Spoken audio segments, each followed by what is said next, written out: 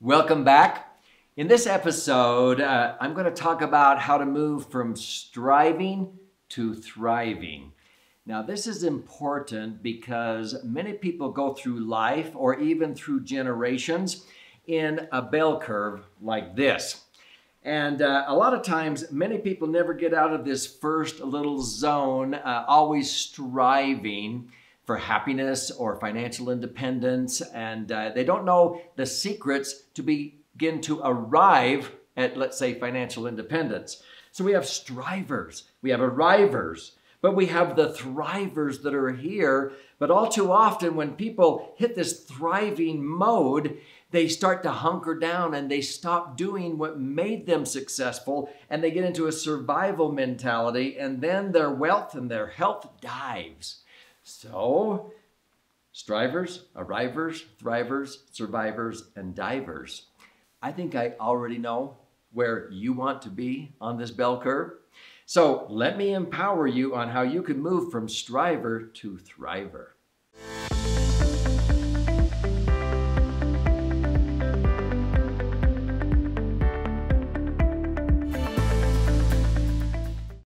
I'm Doug Andrew. I've been blessed in my life to be able to empower people like you to move from the striver mindset or mode into arriver, and then the ultimate that we'll talk about is to be able to be a thriver.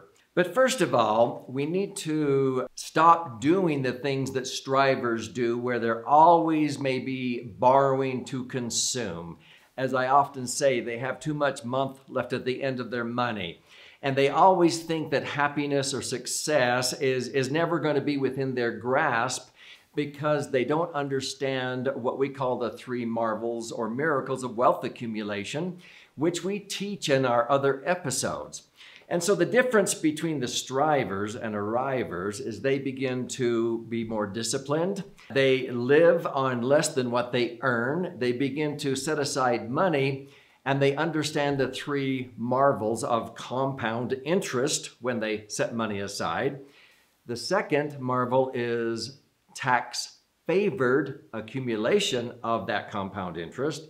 And the third is safe positive leverage. Again, this is the ability to own and control assets with very little or none of your money tied up or at risk in those assets. We teach about those three marvels in several different episodes.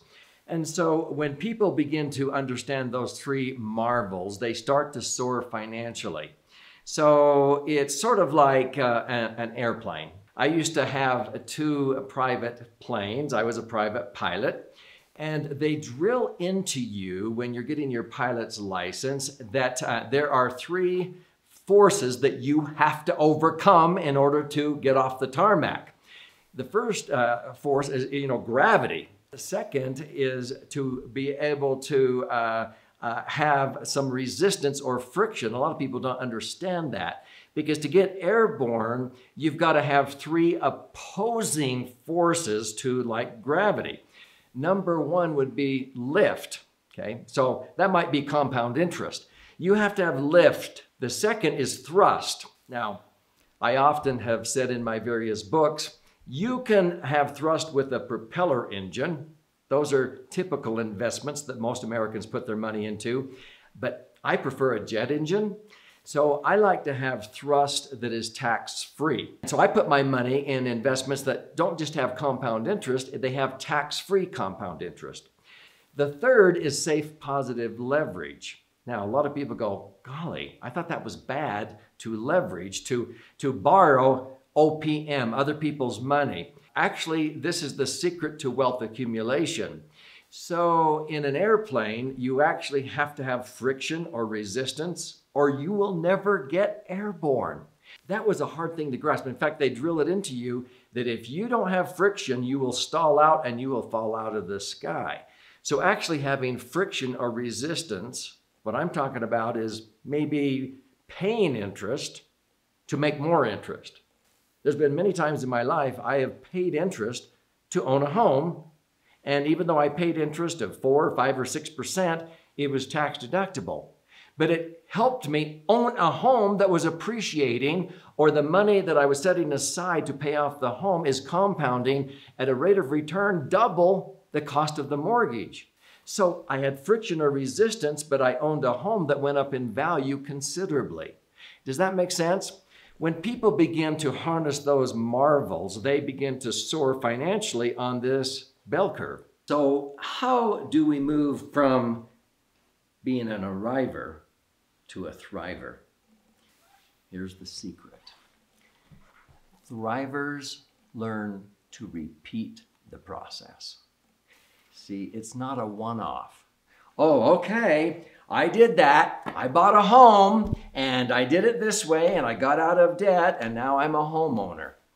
Well, that's sort of a one-off. If you learn some valuable lessons in being able to soar financially, maybe even borrowing some money to own a home, understanding how to pay that off the quickest, smartest way, not sending extra principal payments to the mortgage company, as another episode explains, you begin to arrive at financial independence. Well, thrivers go, if that works on my house, would it work on a rental home or several rental homes or an apartment complex or a strip mall?